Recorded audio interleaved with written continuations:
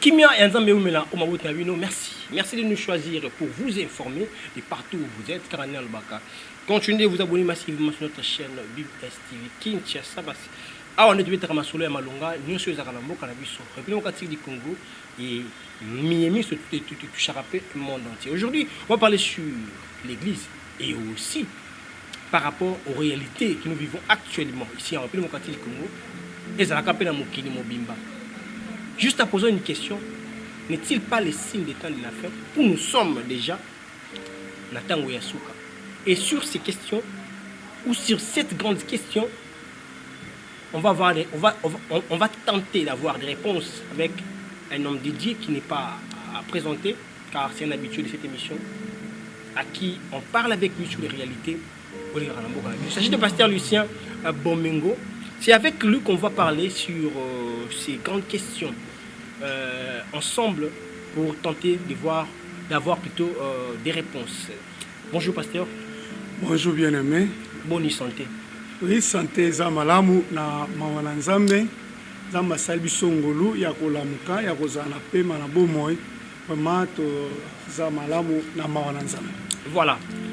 Ndenge to selengwani boye. Ngai mopandi sango yo Mombuna Nzambe, êtes-vous fier? Hein, la nina baka enzombo ya bozali senayo mwana Nzambe engebene na makambo oyo tokomona ekoleka na ecclesia mikolo oyo. Êtes-vous fier? Encore. Vraiment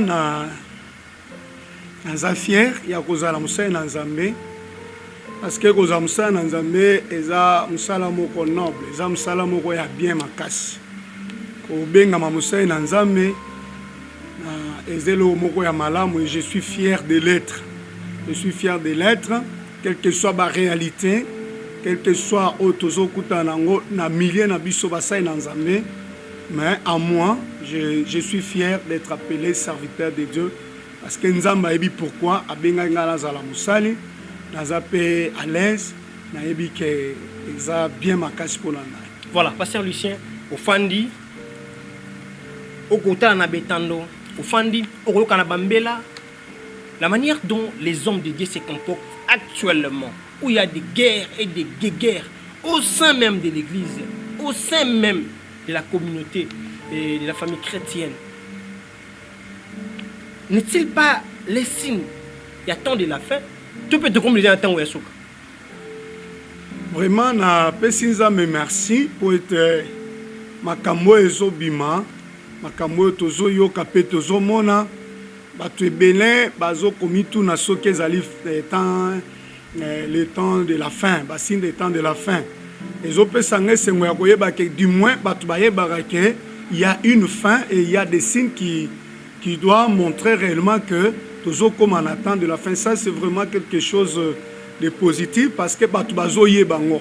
Et le quoi Tozoye Bango, c'est à nous de nous préparer pour la fin. Pour répondre sur la question, Makambo Tozo Mona, Kobenana, Yabasali, Ezara Yabasali, et Yaba réalité, Nyon Sotozo Mona, Ezali parmi les signes y attend de la fin. Parce que la Bible le dit que dans le dernier temps, il y aura des temps difficiles, il y aura des guerres par-ci par-là. Tokoyoka bazolo bela makambo ya ba guerre bitumba ko benda na ba frère ba kotele melana ba tribu et kotele melana. Donc vraiment ce sont des signes des temps de la fin. Pour la katuma robate. Pour oya tango yo, isa ba frère ba ko benda na terre, tango zapena ba sali na nzambe ba ko benda na. Mais Isabatu, et c'est la parole de Dieu qui est en train de s'accomplir. Basala nzambe bazo benda na bazo sunga biso to comprendre bilemo attendre la fin parce que la Bible quand la Bible dit quelque chose, il faut que la chose arrive. Ce qui est comme le bango boyete tant musu tozala un peu aveuglé. Peut-être tant ezo comme na kati ba tumuso baza basa na nzambe te ezo le ka inaperçu. Mais tant comme na kati basa na nzambe ezo éveiller biso, moni par-ci par-là bazo tuna est-ce que ezabilemo attendre la fin, c'est-à-dire ezaba signe moko oyo éveiller biso. Pasteur Lucien Bena fait na TV boye, amoni pasteur Denis Lessi, à qui nous quand on était encore enfant, tu banaki ko mona a campagne minene côté ya batu tiens compromettre que mai liboskola TV la frère Mike Kalamba aujourd'hui pasteur aussi les pasteurs Moïse Simbi, les pasteurs Francis Joël Tatou, et tous sont dans des guerres et des guerres, à qui je remercie ici. L'évêque général Albert Kankizamon Nambo a réconcilié les deux pasteurs qui étaient en conflit, allais-je dire, les pasteurs Mike Alamba et Denis Lys. Mais qu'on a mis son wana. Vous savez que ça donne aussi une motivation aux incrédules. Vraiment, c'est là où nous allons déplorer tous. Nous déplorons d'ailleurs déjà. Nous déplorons ces comportements. Et bien que si Kabatu Bavandi, tiraillement, incompréhension, divergence, c'est ce qui cause mais exposer cela na miso ya batu na ba réseaux sociaux na ba écran jusqu'au point que mokil mobimbe yeba que les hommes de Dieu se tiraillent vraiment wana c'est ce qui fait très mal, ça fait vraiment très mal toki ko pakolango mafuta te eloko ezamabe les hommes de Dieu ont allé au-delà. Vraiment, nous devons nous maîtriser. Quand bien même il y a de ceci, de cela, des incompréhensions, des divergences de pensées, mais nous devons quand même gérer entre nous, entre nous, et puis na place publique, et puis na télévision, na réseaux sociaux, et ça vraiment malamu mingite, et ça malamu te, nous déplorons tous. Ça ne pouvait pas être ainsi. Selon vos analyses, nini sala boy na kati etonga nzambe bato ya mokito basai na nzambe balati kibomoto to ezaka bamoto ka buzz ne wala baka mokile yeba na mona kingani na leki x y parce que na kati ya bonzambe ça nous demande, je suis pas pasteur moi mais je sais que na kati ya bonzambe ça nous demande d'être en paix et puis ça même Bible peut ça processus ou procédure il y a réconciliation ce qui me déconne yo à salut comme si je t'ai béni moutou moi continue béni moutou. Déjà la Bible c'est comme une constitution qui donne déjà des voies même pas conflit mais les hommes de Dieu ils ont vraiment des difficultés à agir comme dit la Bible. Vous avez noté que miyebi sowana selon yo tant on est avant que j'entame ce que j'ai comme pensé dans ces points là poto les cas de temika wana te parce que j'ai belé lecture na yo ces animes batu balati kibomoto pour s'éloigner de Dieu ou comment vraiment ezopesa mawa donc répondre parce que la question est tout nami oui parce que vous êtes humain vous avez aussi eza lokola ngai naza musai na nzambe ba question ezotuna eza lokola bolumbu na biso ebimi libanda eza loko ya soni tokoki kobetela ngo maboko te. Alors, na banalise en tant que Moussa Nanzamé, na okiko mona kaka ke to perdre sens na biso ya ke Moussa Nanzamé, to zali sous na maîtrise de soi te. Or maîtrise de soi ezali fruit ya molimo mosantu. Molimo mosantu tango azo ya na kati na bomo na biso, azo memela biso kimia, azo memela biso esengo, azo memela biso bolingo, azo memela biso maîtrise de soi. Alors ceux qui babiloko wana ça nous pousse à croire que quand tu n'as pas la maîtrise de soi, toko fingana, toko bendana, toko swana, toko bunda, puisque maîtrise de soi est. Alors biloko ya lolenga boye, soit te bon moto ekoti na kati na biso, to perdre vision na biso, to yebi susute to za banani, to yebi susute missioni to za nango, pe to zo ba susute batoni no biso to zo kamba. Biso toza ba papa ceux qui déjà tozo tal samakamba boye ndenge ni to conseiller bana o bazana simana biso tango bakozana ba problème na bango biso kutu ba papa tozo bunda bongo bana ba osay ba koboma nande vraiment zeloko moko ya kosepela nango te isapelo mo ko kakola te to lobelango net to lingi te za mabe etikali mabe noir sur blanc za mabe to perdre contrôle to yebi soute to za banane to komi kotalisa ba bozina biso to komi kotalisa ba dons na habité ba grâce au tozalango. Or quand la Bible parle de dons, Dieu nous donne cela pour l'utilité commune, pour l'avancement de l'œuvre de Dieu. Ceux qui n'ont pas don ya prophétie, yo zana don ya miracle, ezate towela na ke no ye miracle ni na salaka, ye prophétie ni na pesaka non, nyoso mbiso nyoso oyo azwi ndambo tosangisi pour l'avancement de l'œuvre de Dieu. Et ce qui est comme kokabola biso komatisa biso mapeka, voilà Bible ezoloba ke l'orgueil précède la chute. Avec chute mususu pezoya tambozo sala orgueil nzamba komema biso na ba modèle à lolenge boye, et les gens nous déconsidèrent comme ça. Avec des réactions na ba mots de la rue. Ngana za mwana matete. C'est ce que nous déplorons. Akoyi na pula mabe. Moi, je pense que quand nous devenons enfants de Dieu, quand nous devenons d'abord enfants de Dieu, avant de devenir serviteurs de Dieu, nous devenons enfants de Dieu. La Bible dit dans Jean chapitre 1, verset 12, à tous ceux qui l'ont reçu, à ceux qui croient en son nom, il a donné le pouvoir de devenir enfants de Dieu. Avant, j'étais moi dans ma tête. Avant, j'étais moi dans Tchango. Avant, j'étais moi dans ceci, cela. Avant, j'étais mon gars dans Sakanakate. Avant, j'étais Nganaza Moulouba, Nganaza Mokongo, ainsi de suite. Mais dès lors que je suis devenu enfant de Dieu, la Bible dit à tous ceux qui l'ont reçu, il a donné le pouvoir de devenir. J'étais enfant de ma tête, de Tchango, mais en Christ, je suis devenu enfant de Dieu. Or, quand je deviens enfant de Dieu, il y a des lignes de conduite que je dois suivre. Il y a des principes bibliques. Le Saint-Esprit amène à moi ba don spirituel na ba fruit de l'esprit. Ba fruit de l'esprit yango nezo taye caractère nanga elongolanga na ki mwana ya ekomisanga mwana nzambe na tambola na bambuma ya molimo mo santo. Yango me Bible lobaka bokoye banzete na mbuma. Donc tant na komi mwana nzambe bambuma nanga na zotalisa ekomi ya bopolo ya komi kitisa ya komi kanga ya komi pekisa atanke mwana nzambe. Alors soki tisiko naza mwana nzambe naza musena nzambe nazaka na idée ya kozala mwana ya commune songolo pakala. Donc il faut na lela makasi nzambe ayokelanga mawa tango susu bo moto linga komemanga mena zonga na makona nzambe na luka mawa na nzambe pe kokangola ma pourquoi pas. Voilà. Pasteur Lucien, nous continuons notre entretien, mais c'est un point qui passe un tout petit peu ou petit à petit vers Kobo Sanama, mais on observe déjà une accalmie dans ces guerres et guerres. Maintenant qu'il est homme de Dieu, Bochola Mingi, Nabaï Mokili, le coup mon abino kiti moi Mingi, les gens n'ont plus du respect envers vous. Ma question maintenant est celle de savoir, que diriez-vous à ceux-là, les incrédules, même les enfants de Dieu, on va perdre l'an. Bon, nous ne serons pas sauvés pour nos pasteurs Nabiso. Nous ne serons pas sauvés pour nos prophètes Nabiso.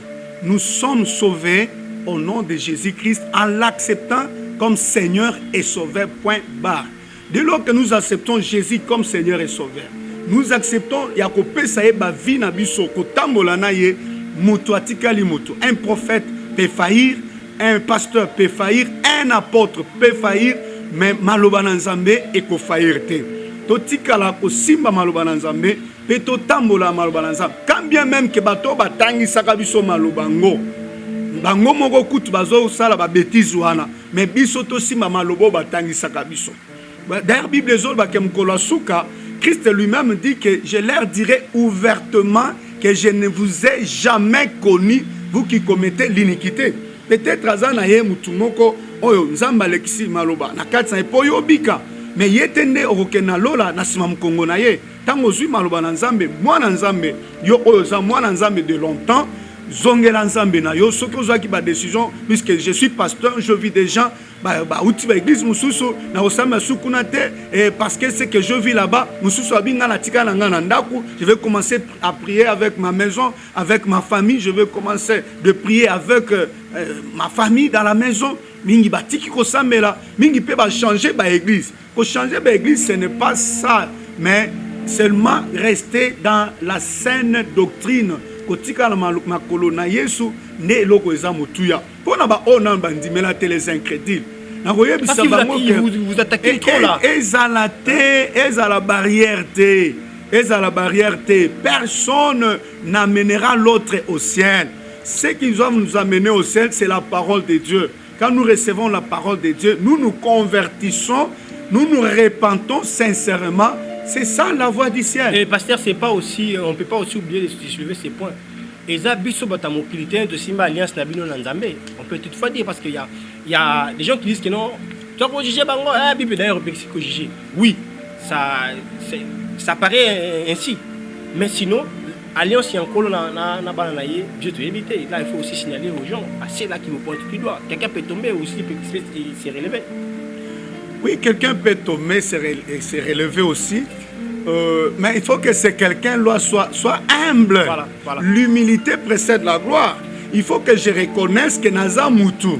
Na faillir na problème son na domaine songolo pakala na kanda na eloko songolo na atape na ekobo ngwezo tangamaka. Et ça kokwe isama. La Bible dit, nous n'appuyons pas, mais la Bible dit, car cette fois le juste tombe, il se relève. C'est-à-dire, Dieu est prêt à nous recevoir encore, à nous accueillir. Mais seulement les hommes de Dieu que nous sommes, des fois nous voyons que na déjà na matina nzambe, je ne pas me repentir, je ne pas à chercher ma délivrance, je ne pas à parler avec l'autre, na que solanaye a romona kenga nazana se, na que solanaye ba makamnanga, et plus que tozo boya komi kitisa, tozo s'enfoncer sous ma case dans les mains. Une question de curiosité. Voyons tout ce qui se passe. Et comme il peut si nous réticence dans makambo que nous avons sa pasteur, exemple pasteur Koyabia à côté d'une église nanga. Et c'est moi le connais parce que moi je le constate en tant que journaliste, je le constate. Hein, surtout excusez-moi si ça existe, hein, gros poisson, on va partir à miner les balobaka. Vraiment. Moi réticence vraiment bien nommé Nzambe apambola yo parce que Babylone kwa boye tozong sapé dans bananza ya mona répondre à question na tozong sapé bananzambe biso ba tolingaka église na biso ezana 5000 membres l'église aminene dadi na biso nous élevons nos dadi, nous élevons nos grandes églises. Ce n'est pas ça qui sauve. Mingi bananzambe ba komi ko sa ba influence ba kombo yango komona ta dadi ya kwei mais lokola dadi ya yebana abingana zaka na et ça c'est du fanatisme. C'est ce qui fait aussi. C'est du fanatisme. Na répondre à la question. Ngana bo ka moi lo mona ka c'est fait aussi défaut. Parce que lorsque nous voyons tous les mal, on a kaboli bakan. C'est du fanatisme. Et personne d'entre eux a un discernement que nous avons. C'est du fanatisme. Soyons les disciples de Christ. Imitons Jésus. Imitons Jésus. Il n'y a aucun daddy qui va t'amener au ciel. Il n'y a aucun prophète qui va t'amener au ciel. Il y a un risque que mon ayo que la daddy a tikali. Puisque Bible Zolobango, je leur dirai ouvertement, je ne vous ai jamais connu. Retirez-vous de moi. Si ton daddy là est retiré du devant le Seigneur, tu vois que Orozana Kati, il y a Ruka Mamakas. Alors pour répondre, déjà, avant Ngana Bengi Samutoya côté Pananga, je ne dirais pas qu'il y a un gros poisson, il y a Yebani. Mais je veux prier avant la salle action, je prie. Seigneur, tu veux que j'aligne qui? Oui, moi je dis par rapport à Ngaï. Mais il y a des gens qui appellent des gens par rapport à l'air non. Que non a benga un tel à Yebana, il est international, il est connu de tout. Oui, j'ai déjà vu d'ailleurs Motei, mais un musicien, il a une affiche à Yepete. Déjà qui caché na ye quand baké kozon kosenga lobi ne oyaki te zong sambongo lobi bato bayaki wana bayaki pona kombo nanga obotsaki na fiche. Ça c'était un musicien chrétien mais nazo loba na badadi na biso basai na nzambe. Dès avant que ngana salaction nanga je veux prier. Seigneur, tu veux que j'allonge plutôt j'aligne qui et qui dans ces grands services. D'abord, il y a problème, il y a nzamba convaincre. Il y a problème, il y a vision tozanango, il y a problème, il y a qu'on reconnaître grâce, il y a Moutou Azoya. Si c'est un domaine qui demande la délivrance, Moutou Nazobenga, il faut, na kat na ye, grâce à la délivrance, c'est à la parce que dans un moment de délivrance. Si ça demande la foi, je dois aligner quelqu'un qui a d'ailleurs la foi et qui peut facilement nous amener à croire, à avoir cette grande foi-là. Nakobenga Moutounio sauté. Mais par rapport aussi à ce qui est en train de se dire, Nana Yoki déjà que Christian Isuku, Azad apôtre, et Azo Sangwe Tamboli. Kaka ndenge Sangwe Tamboli, tant que na kotaye de père que batuba kansanga na yetoza. Kamoko ya bamakamwana, je me réserve. Je me réserve. Parce que j'ai participé à une... C'est pas mauvais. Moi, j'ai participé à une élaboration et à un projet, il y a campagne, il y a communauté, moi, je suis dans le Congo. À qui on m'a demandé, Christian, à part la tâche, il y a un journaliste, est-ce que vous avez une liste de Nzambe et aussi une liste de chante. J'ai fait une liste et dans le cas de tout le monde l'église a dit non, le rôle est non à conflit. Déjà, on est déjà, comme ça tâche déjà. Ouais, vraiment, s'il y a de faux, il y a aussi de vrai. Les exceptions ne manquent pas. Mais cela ne m'empêche pas que Dieu me convainc que Yenda Zalawana, je dois obéir si seulement si c'est Dieu qui me convainc. Netinane. Na pesika exemple. Yango na lobby o batu bazoloba. Bon, ozo memanga na sanson musu. C'est juste une question de na lobby si je prie. Tu can répondre yo parce que c'est un homme de Dieu. Si je prie et que Dieu me dit que na action oyo tu as un tel, mais je pense que Dieu nous connaît plus que nous-mêmes. Voilà. Et Dieu quand il convainc, Dieu sait déjà les pourquoi et les contre. Voilà, merci beaucoup. Partout. Nous essayons d'avoir certaines réponses dans cette préoccupation. On n'est pas ici pour citer les noms de gens juste pour la non. Nous analysons le fait et nous réfléchissons ensemble avec cet homme de Dieu pour éclairer un peu l'opinion par rapport à Miemi Koleka. Et Ezaka Nabasal Nanzambete. Nous tout le monde a clarté dans ma politique en Boka. Tout le monde a clarté dans Basel Nanzambe actuellement. Tout le monde a clarté dans Baenge Bene. Banana Kati ya tout le monde a clarté comment on a été. Pasteur, je ne sais pas. Moi, je ne sais pas. C'est une question qui me surpasse. C'est une question qui me fait un peu mal à la tête quand je pense à ça. Et surtout quand je veux parler de ça.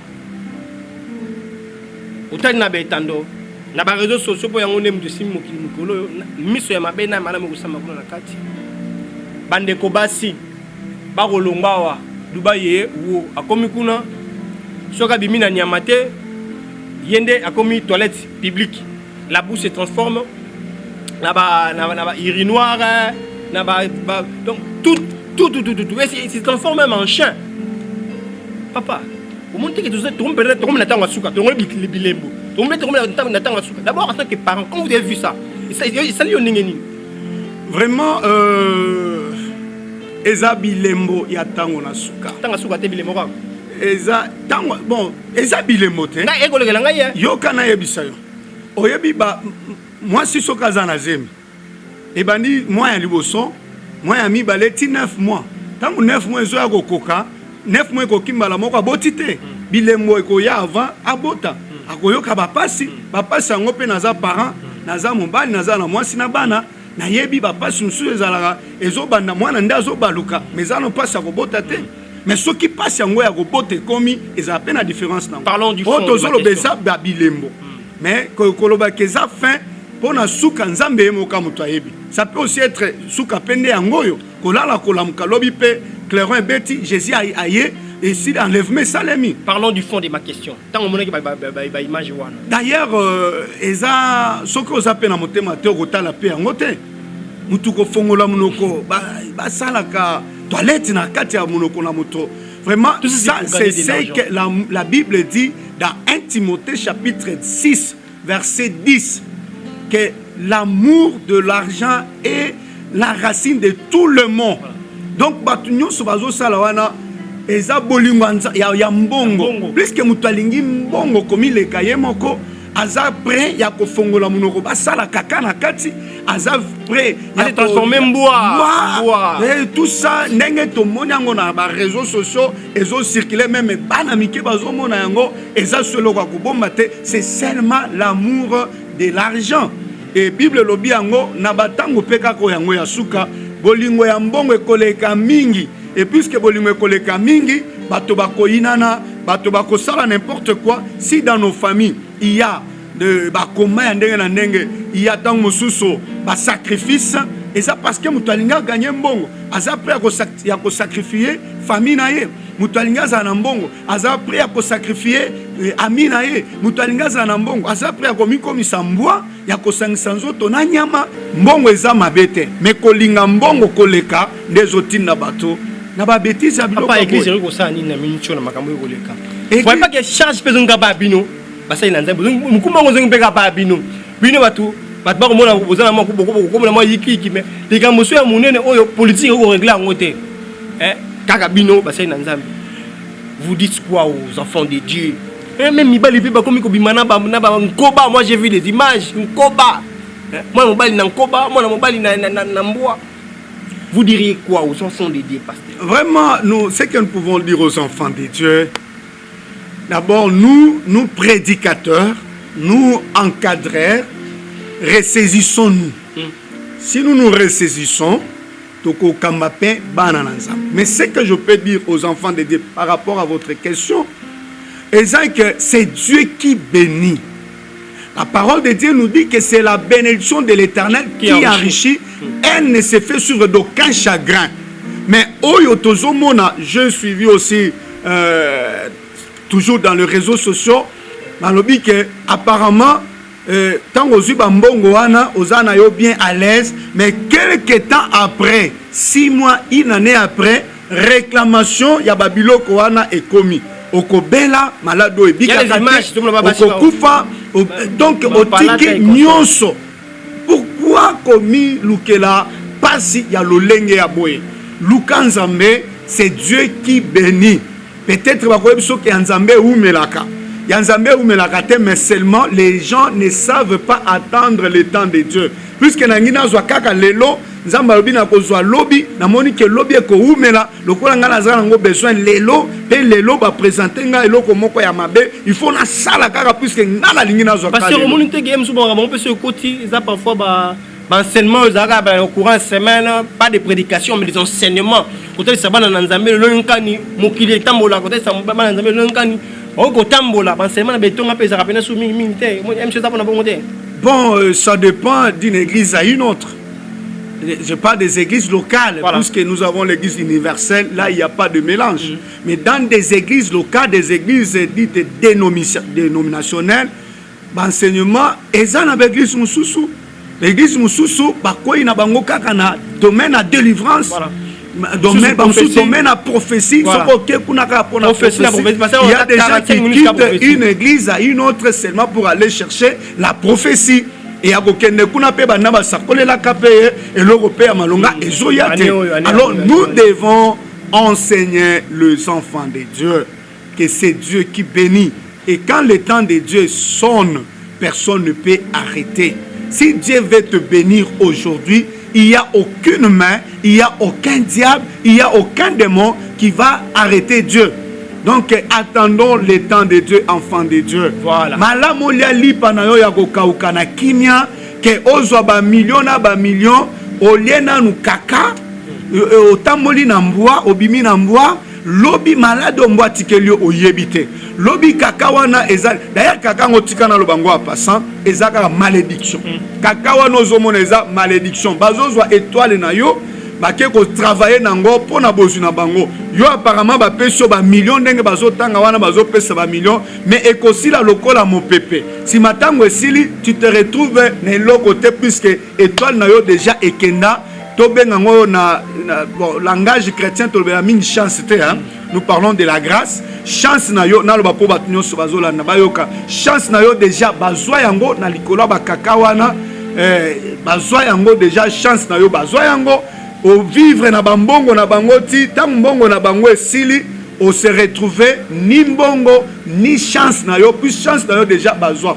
Chance na yo wana c'est ce que nous appelons dans le langage chrétien la grâce. Voilà. Si cette grâce déjà est déjà partie, au tikali vide, il n'y a plus rien à espérer. Alors, malamu zela tango ngana yo ko beta, tango grâce na yo ko kuka, Zambia pambola yo pe o sepela nango, au lieu que au déficit, au teka yango na bambongo oyo tozote. Merci beaucoup pasteur. Banegwani biso de partout. C'était là le pasteur Lucien Bomengo à qui on a développé avec lui ces sujets si importants, les réalités que nous vivons aujourd'hui. Et est-il les signaux temps de la fin ou pas. Le pasteur a donné sa réaction par rapport aux enjeux de l'ère. Nous voici presque à la fin de cet entretien. C'était le pasteur Lucien Bono. Pasteur, yambo ya kosuki sa na moi mon kusi penza parce que télé zali ngonga ba ko exception na sima machine ngonga comme na suka. Une phrase pour les hommes de Dieu, une phrase pour le peuple de Dieu, parce que vous avez presque tout dit. Et qu'est-ce qu'il faut à l'église actuellement pour sauver son image? Na moi mon kusi penza. Une phrase pour les hommes de Dieu, ressaisissons-nous. Tozana biso pe kaka batu o nzamba salingolu ya ko kamba etonga na nzambe to komi banzambe te to komi pe ba angelo te okweyaki quelque part ressaisis-toi mikitisa nzambe oyo abenga yo ako limbisa yo pe ako petola yo po okoba na musala soki lekeli yo tozana ba oyo mususu ba sana nzambe oyo tozana bango confiance kende epa ya moninga songolo mais bosungana na kati na mabondeli asunga peut-être tant que tozara faible comme ça mes à moi passe mais quand tu reconnais luka musa na nzambe mususu moninga to sungana na kati na mabondeli pona bana na nzambe vraiment ndenge toti koloba na kati ya émission pasteur moko prophète moko apôtre moko akobikisa biso te mateya na nzambe maloba na nzambe ne ekobikisa biso kopengwa te parce que oyokaki sango pasteur asalaki boye parce que oyokaki sango prophète asalaki boye tikala mwana nzambe nzamba yebi yo pe nzamba yebi nini abomba pona yo pe kokokisama koteka molimo te koteka nzoto te pona kozwa mbongo zela tangu na nzambe pona église tozongisa parole de Dieu na esika nango totika kopesa ba mateya ya kaka ya okopamba makaka tout ça kopamba c'est bien mais lakisa batu nzambe oya pambolaka soki mutu ayebi nzambe ya pambolaka pe ndenge ni kotambola na nzambe wana il y a un temps où Dieu promet et il y a un temps où Dieu va accomplir pendant le temps où Dieu promet et le temps de l'accomplissement vide moko eza wana ça peut passer par des tribulations, ça peut passer par des manques, ça peut passer par l'humiliation mais lokola Dieu avait déjà dit il y a un temps prévu pour l'accomplissement tozongisa bana nzambe na maloba na nzambe bazela tangu na nzambe ba enseignement ezonga ba prière ya makasi pona kotelemela mopepe oyo ezoleka na mikolo oyo tozomo. Merci beaucoup, c'était là le pasteur Lucien Bomengo oyo apesi vraiment ba réaction na yepe tolina ecclesia par rapport à Miemiso Mikoleka na mikolo malelo. Merci à vous. Obolandi biso de partout. Merci na Divine Kajinga depuis Belgique. À l'émission oyo. Merci na Jonathan Kouyabe qui est derrière caméra et aussi un grand merci à Ndeko Destiné Chama. Et pas l'émission on a Kebi Penza et un grand merci Lisusu à Nathalie Lokwalimo et un grand merci na Bandeko Binson Bazwami de partout dans l'émission oyo. Merci à Jenny Boluku depuis Angola et la grande famille Boluku. Angola, Tolini Blomini, merci à Onéa Lissoukou et à M. Jean-Pierre Elimo depuis Canada, beau-frère. Je vous salue de loin et là où vous êtes. Un grand merci et joyeux anniversaire à ma fille Ariel et maman Nelfi, toute la famille, je vous salue. Restez branchés, connectés sur notre chaîne BBS TV Kinshasa. Et pas au Sabino Basango. Il y a Ndenge, Ngai Wabino Christian Lissoukou. Les voyants soldats de la presse congolaise, je suis là pour vous informer. N'hésitez pas à nous appeler. Sur la situation d'Abino, la position plus bas conseil dans mon centre conseil d'Abino, il y a Moutouya. Totikali, si ma actualité, pour na couper sur l'Abino, évolution d'Ango, na ba détail que ce soit politique, tout ça on a pour na nyonso politique, économie sociale, nyonso ezala militaire mibeko. On est là pour vous informer, vous ébilo comme message notre. Ben Abino le loté, qui m'y en zabi ou mela mo Abino. Continuez à vous abonner massivement sur notre chaîne car c'est ici qu'on parle de tout sauf rien avec beaucoup de véracité et puis clarité, na honnêteté. Qui m'y au revoir.